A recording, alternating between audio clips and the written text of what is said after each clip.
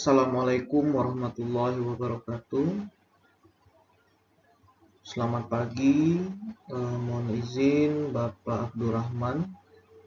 Saya Rangga akan memaparkan materi terkait dengan makalah saya, yaitu terkait dengan biaya modal.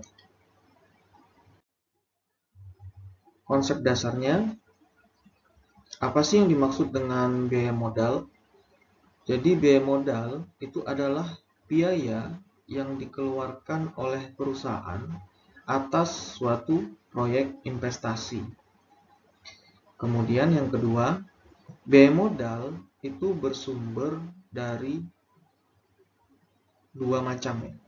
Yang pertama itu bisa bersumber dari utang, yang kedua bersumber dari saham. Dari saham ini terdiri dari dua, bisa dari saham biasa maupun dari saham preferen. Yang ketiga, biaya modal itu dapat dihitung menggunakan rata-rata tertimbang dari berbagai sumber pendanaan yang kita kenal dengan weighted average cost of capital. Kemudian yang keempat, untuk menentukan apakah suatu investasi itu layak untuk dijalankan dan memastikan bahwa struktur permodalannya itu sesuai antara utang dan ekuitas sehingga dapat seimbang, maka perlu dilakukan yang namanya analisis biaya modal. Lalu bagaimana caranya kita melakukan analisis biaya modal? Saya membagi 3 cara bagi perusahaan atau manajemen untuk melakukan analisis biaya modal. Yang pertama itu menentukan bobot dari struktur modal perusahaan yang terbaik. Yang kedua, perusahaan atau manajemen itu dapat mengidentifikasi dan menghitung satu persatu biaya per jenis modal secara individual. Yang ketiga, perusahaan atau manajemen dapat menganalisis atau mengestimasi biaya modal dari suatu proyek. Yang pertama adalah menentukan bobot dari struktur modal perusahaan. Jadi, perusahaan harus menentukan dulu struktur modalnya yang terbaik itu bagaimana. Nah, untuk menjabarkan penjelasan saya menjabarkannya dalam bentuk contoh soal. Jadi, suatu perusahaan saat ini ingin mengkaji dan memetakan struktur modal terbaiknya. Oleh karena itu, perusahaan tersebut berusaha menjawab pertanyaan tentang apakah jika saham preferen mereka dibeli kembali, lalu menambah persentase utang menjadi 37,5% dari total modal, itu dapat menurunkan biaya modal secara keseluruhan. Diketahui kondisi awal struktur modal untuk masing-masing jenis modal. Yang pertama, untuk biaya utang itu 6% setelah pajak ya. Yang kedua, untuk biaya saham preferen adalah 10%. Kemudian untuk biaya saham biasa adalah 15%. Dengan WACC atau rata-rata tertimbang dari ketiga biaya modal tersebut adalah 12,125%. Nah, ketika perusahaan mengubah struktur modal, maka hasil weighted average dari modalnya menjadi sebagai berikut.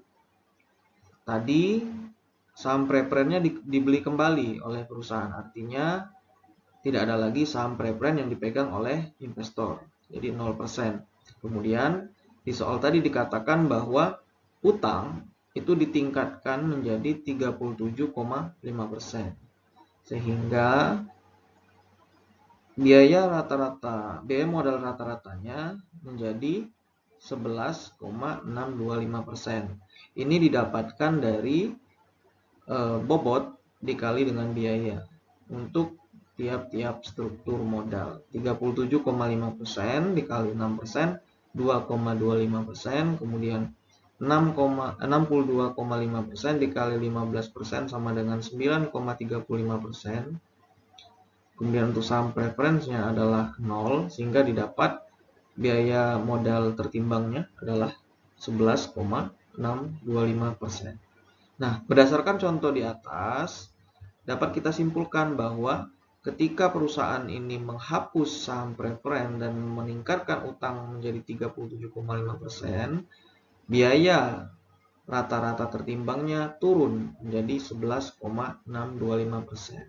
Nah, dari sini perusahaan bisa mengubah struktur modal atau bobot modalnya. Artinya dia di sini sudah mendapatkan bobot atau proporsi terbaik dari struktur modalnya. Seperti itu. Tadi sudah dijelaskan mengenai bagaimana cara menentukan bobot terbaik dari struktur modal. Nah, dan tadi juga sudah dipaparkan terkait dengan biaya modal dari tiap-tiap jenis modal. Lalu pertanyaannya, bagaimana cara kita menghitung biaya modal untuk tiap-tiap jenis modal? Yang pertama itu menghitung biaya utang. Nah, biaya utang itu bukanlah tingkat bunga yang diberikan kepada kreditor ya. Tetapi rumusnya adalah biaya utang sama dengan tingkat bunga dikali 1 dikurang tarif pajak. Nah, pertanyaannya, kenapa di sini ada tarif pajak? Jadi latar belakangnya adalah ketika kita menggunakan mekanisme permodalan utang, maka biayanya di situ adalah bunga. Bunga dalam laporan laba rugi adalah beban atau biaya. Ketika kita meningkatkan utang, maka biaya bunga itu akan meningkat. Ketika bunga meningkat, maka net profit atau laba bersih dari perusahaan itu akan berkurang. Ketika laba bersih berkurang, maka pajaknya pun akan berkurang. Sehingga untuk menghitung biaya real dari utang itu harus mengurangkan terlebih dahulu komponen pajak di dalamnya. Dan yang kedua, di sini tingkat bunga itu bukanlah bunga kupon, melainkan yield to maturity. Nah, untuk menjelaskannya, saya akan menjabarkannya dalam contoh di bawah ini. Misalnya suatu perusahaan memiliki utang dengan nilai nominal 100 juta.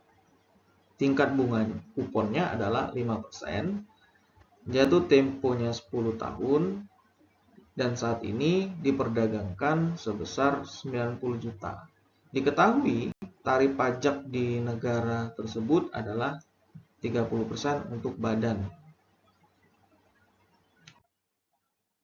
Nah, cara menghitung yield to maturity itu bagaimana? Kita bisa menggunakan kalkulator keuangan atau bisa juga menggunakan rumus Excel. Dari soal tadi diketahui N itu artinya jangka waktu adalah 10 tahun, kemudian PV atau present value adalah nilai saat ini, yaitu 90 juta. Kemudian PMT-nya atau angsuran per bulannya adalah 5 juta. Didapat dari 5% bunga kupon dikali future value-nya atau nilai masa depannya 100 juta. Didapatlah 5 juta. Dari kalkulator keuangan tersebut kita masukkan N, terus PP, PMT, dan juga FP, didapat yield to maturity-nya adalah 6,38%. Nah, 6,38% ini bukanlah biaya utang, tapi dikurangi dengan pajak. Jadi cara menghitungnya 6,38% dikali 100% dikurangi 30% tarif pajak tadi. Sehingga 6,38% dikali 70%, hasilnya biaya yang benar-benar menjadi biaya utang adalah 4,47%. Itu menghitung biaya utang. Tadi kan di rumus yield to maturity kita menggunakan nilai sekarang atau harga pasar ya. Tapi permasalahannya, harga pasar terkait dengan utang perusahaan itu tidak tersedia di market. Berbeda dengan saham, kita bisa melihat harga saham di bursa efek. Bagaimana solusinya? Solusinya, perusahaan dapat menggunakan benchmarking dari biaya utang ya. Jadi perusahaan bisa menggunakan kredit rating dan juga tenor sesuai dengan situs yang ada di www.pay.co.id. Misalnya untuk perusahaan tersebut ratingnya BBB dan tenornya 10 tahun, maka biaya utangnya dapat diasumsikan 11,9%. Kemudian kalau seandainya kredit ratingnya adalah AAA, maka biaya utangnya adalah 7,9%. Nah, di sini kita lihat bahwa semakin tinggi ratingnya, semakin bagus ratingnya, maka biaya utangnya itu akan semakin kecil. Sedangkan kalau ratingnya itu semakin jelek, maka biaya utangnya akan semakin tinggi. Kenapa demikian? Karena ketika kredit ratingnya rendah, maka investor itu meminta imbal hasil yang lebih tinggi karena untuk menyeimbangkan resikonya ya, resiko gagal bayar. Selanjutnya, bagaimana cara menghitung biaya saham preferen? Nah, cara menghitung biaya saham preferen itu cukup sederhana, yaitu dengan rumus KP sama dengan DP per PP. KP itu adalah biaya saham preferen. Kemudian untuk DP itu adalah dividen saham preferen yang didapat dari nilai nominal saham dikali persentase dividen. Kemudian PP itu adalah harga pasar saham preferen. Nah, untuk lebih jelasnya saya jelaskan dalam contoh soal berikut. Saham perusahaan PT Bukit Manis diperdagangkan dengan harga 2.500. Artinya di sini harga pasarnya 2.500 per lembar. Pertanyaannya, berapakah biaya saham preference apabila nilai nominal atau harga bukunya, nilai bukunya adalah 3.500 per lembar saham. Dan pemegang saham diberikan dividen tahunan 4%. Nah, berapa biaya saham preference-nya? Kita kalikan dulu nilai nominal dari sahamnya dikali persentase dividen, kemudian dibagi harga pasarnya. Didapat di sini biaya saham preference-nya adalah 5,6%. Itulah yang menjadi biaya saham preference. Selanjutnya yang ketiga itu bagaimana cara kita menghitung biaya saham biasa. Untuk menghitung biaya saham biasa itu terdapat dua metode. Yang pertama menggunakan the dividend growth model. Yang kedua menggunakan capital asset pricing model atau CAPM. Kalau kita menggunakan metode the dividend growth model, maka rumusnya adalah seperti ini. KCS sama dengan D1 dibagi PCS ditambah G. KCS itu adalah biaya saham biasa, kemudian D1 itu adalah dividen tahun berikutnya. Cara menghitungnya adalah dividen tahun berjalan atau D0 ditambah 1 ditambah persentase pertumbuhan. Kemudian itu PCS. PCS itu adalah harga pasar sahamnya. Kemudian D0 itu adalah dividen tahun berjalan. Untuk lebih jelasnya kita jabarkan dalam contoh soal. Perusahaan PT Bukit Manis mau menghitung biaya saham biasa menggunakan dividen growth model. Diketahui pertumbuhan dividen perusahaan PT Bukit Manis dari tahun ke tahun itu 6%, lebih tinggi daripada tahun sekarang. Dividen tahun ini adalah 15. Harga saham PT Bukit Manis di pasar adalah Rp2.500 per lembar saham. Nah, dari soal ini dapat kita ketahui bahwa D0 atau dividen tahun berjalannya adalah 15, kemudian diketahui D1-nya adalah 15 dikali 1 plus 6%, sehingga dividen tahun depannya atau D1-nya adalah 15,9. Kemudian harga sahamnya per lembar adalah 2.500 dan pertumbuhan dividen year on year-nya adalah 6%. Sehingga kalau kita masukkan ke rumus, D1-nya 15,9, DCS-nya 2.500, growth-nya 6%, didapatlah biaya saham biasanya 6,636%.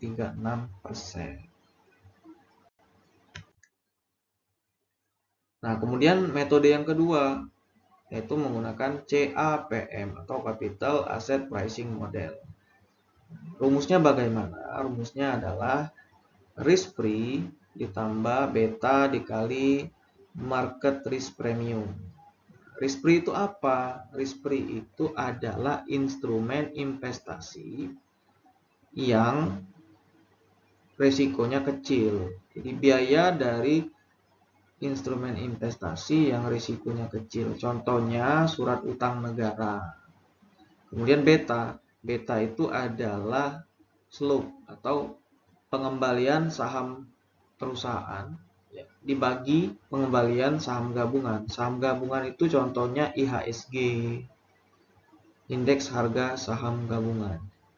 Kemudian ada MRP atau market risk premium, yaitu rata-rata persentase pengembalian dari saham gabungan dikurangi dengan risk free.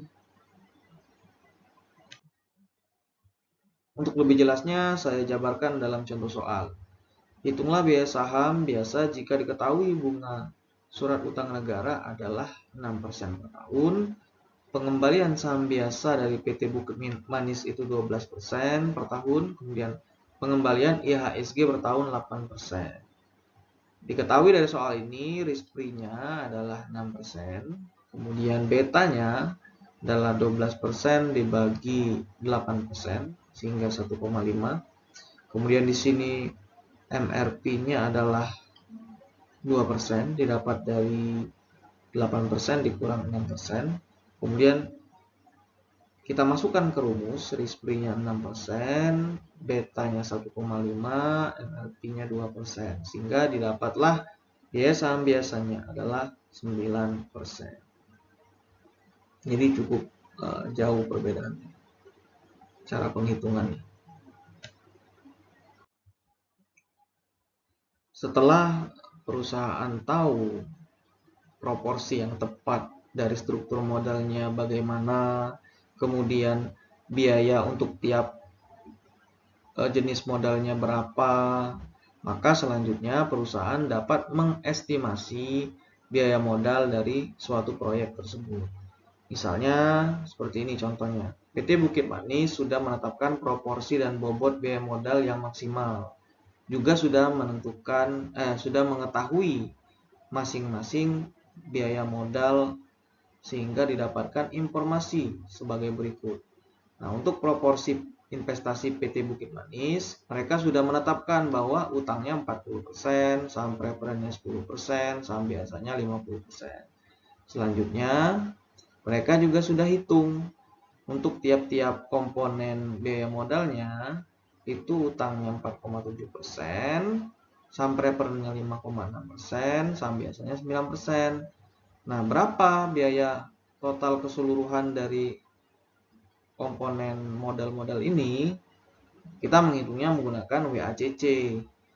Jadi bobotnya adalah 40% untuk utang, saham biasanya 50%, saham preferennya 10%, totalnya 100%. Kemudian untuk biayanya, utang itu 4,7%, saham biasa 9%, saham preference 5,6%. Sehingga didapatlah untuk yang utang itu bobot dikali biaya 1,88%, kemudian saham biasa 4,5%, saham preference-nya 0,56%. Sehingga di sini biaya modal keseluruhan dari proyek ini adalah 6,94%. Nah, selanjutnya di sini saya jabarkan bahwa dalam perhitungan WACC itu terdapat dua permasalahan yang saya pelajari ya.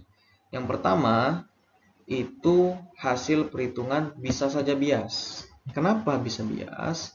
Contohnya seperti ini. Misalnya dalam suatu perusahaan terdapat 5 proyek A, B, dan sampai dengan E.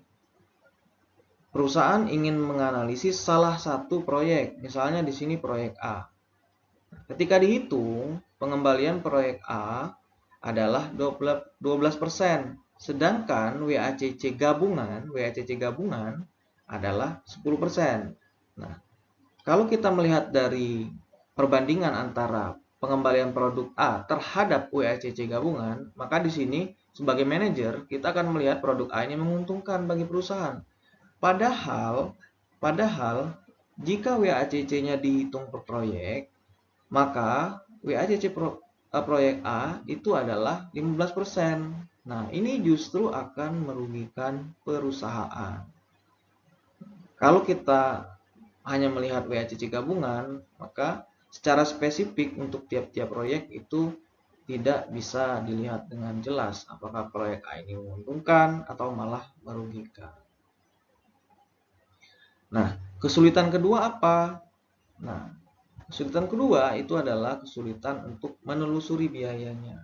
Jika kita menggunakan WACC per proyek, maka kesulitannya adalah kita tidak bisa menelusuri sumber biaya dari setiap proyek. Hal ini disebabkan oleh aliran uang yang tidak bisa dilacak secara spesifik kepada setiap proyek. Nah, ilustrasinya seperti ini. Misalnya terdapat 5 proyek A, B, C, D, dan E. Proyek A 30 miliar, proyek B 20 miliar, proyek C 40 miliar, proyek D 5 miliar, proyek E 5 miliar. Sehingga di sini ada struktur modalnya 20 miliar itu utang, kemudian sahamnya 80 miliar. Nah, ketika kita ingin melihat struktur modal proyek A, ini kita tidak tahu utangnya itu berapa dari 30 miliar ini, kemudian sahamnya berapa persen. Karena aliran dana 100 miliar ini tidak bisa terlacak secara pembukuan. Ini tidak bisa dilihat secara mendetail. 20 miliar ini terdistribusi ke proyek mana saja, kemudian 80 miliar ini terdistribusi ke proyek mana saja. Sehingga sulit untuk menentukan bobot per proyek. Nah, solusinya bagaimana? Solusinya perusahaan dapat membuat WACC per wilayah. Jadi untuk modal di wilayah misalnya Pulau Sumatera, proyeknya itu bersumber dari satu sumber. Jadi bisa dipecah-pecah kalau dia per wilayah. Itu solusi dari yang saya baca-baca. Jadi bisa menggunakan WACC per wilayah.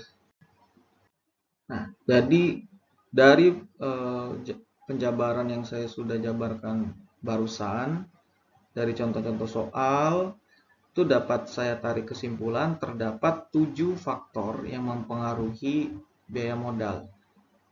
Yang pertama adalah struktur modal.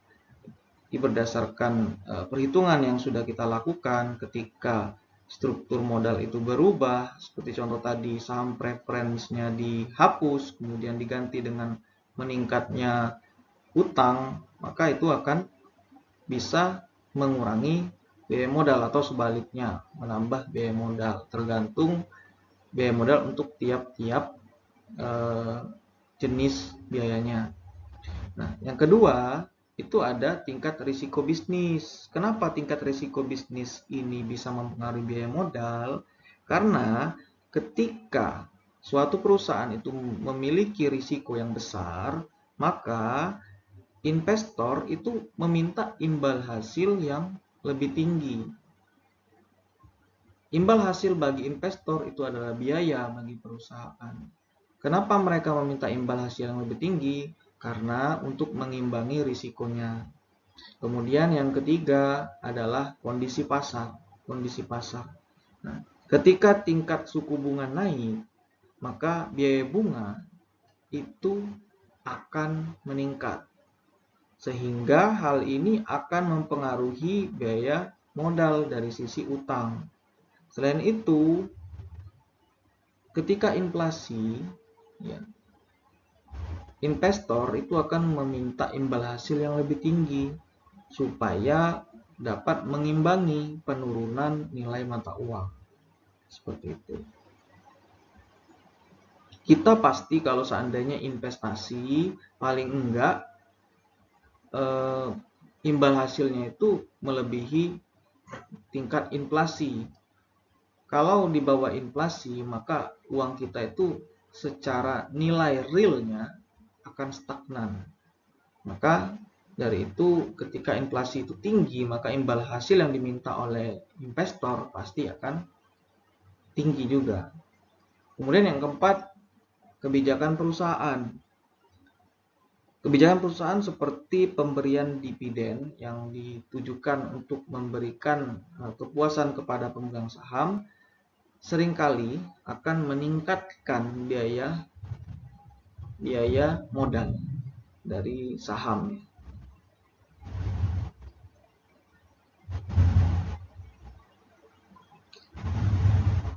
Kemudian ada tingkat pajak. Semakin tinggi pajak, maka manfaat dari biaya utang itu akan meningkat, sehingga biaya utang akan semakin kecil ketika pajaknya meningkat. Lalu stabilitas ekonomi makro. Stabilitas ekonomi makro ini ketika ekonomi sedang tidak stabil, biaya modal akan cenderung lebih besar. Kenapa? Karena investor itu meminta imbal hasil yang lebih tinggi untuk menyeimbangkan dengan risiko terhadap ekonomi yang kurang stabil dan sebaliknya. Kemudian ada rating perusahaan atau ekspektasi dan perspektif investor.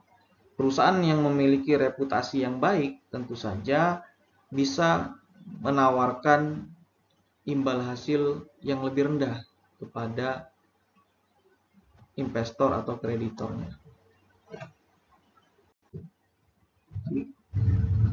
Kemudian selanjutnya, dampak biaya modal terhadap keputusan investasi dan struktur modal perusahaan. Jadi dengan kita mengetahui biaya modal, maka kita dapat menjadikan biaya modal tersebut sebagai tolak ukur dalam mengevaluasi kelayakan investasi. Investasi yang dianggap layak itu apabila biaya modalnya lebih rendah daripada expected return atau ekspektasi dari imbal hasil suatu proyek.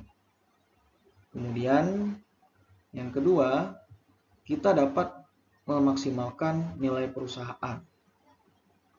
Misalnya tadi contoh, kalau kita memaksimalkan biaya utang, maka kita akan mendapatkan manfaat pajak di situ. Tapi kalau seandainya utang yang kita gunakan itu terlalu tinggi terhadap bobot biaya modal, maka risiko gagal bayar utangnya itu semakin tinggi. Kenapa? Berbeda dengan saham. Kalau saham kan biaya modalnya itu dalam bentuk dividen. Dividen itu perusahaan bisa tidak membayar. Tidak ada kewajiban perusahaan membayar dividen. Tapi kalau utang harus diangsur setiap bulan.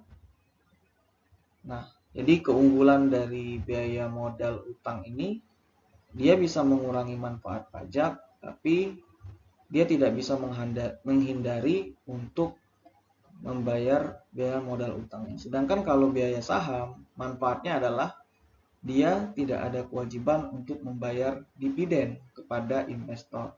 Tapi kerugiannya dia tidak mendapat manfaat pajak. Jadi perusahaan dapat mengambil titik tengah, menyeimbangkan antara biaya utang dan juga biaya saham. Yang ketiga, biaya modal ini dapat menjadi sinyal negatif bagi pasar terhadap perusahaan. Contohnya, suatu perusahaan untuk membiayai suatu proyek biasanya itu menggunakan laba ditahan terlebih dahulu. Nah, apabila laba ditahan itu tidak mencukupi, maka perusahaan dapat menerbitkan obligasi atau menerbitkan saham baru. Nah, kalau investor melihat atau pengamat melihat penerbitan saham atau penerbitan obligasi ini sinyal bahwa perusahaan tidak memiliki cash flow untuk membiayai investasi perusahaan. Dan yang terakhir, itu strategi untuk meminimalkan biaya modal tanpa mengurangi nilai perusahaan. Saya membagi menjadi 5 strategi yang dapat dilakukan oleh perusahaan. Yang pertama, perusahaan dapat menjaga struktur modal agar tetap optimal. Tadi seperti di awal, jangan sampai utang yang digunakan oleh perusahaan untuk investasi itu terlalu besar atau terlalu kecil.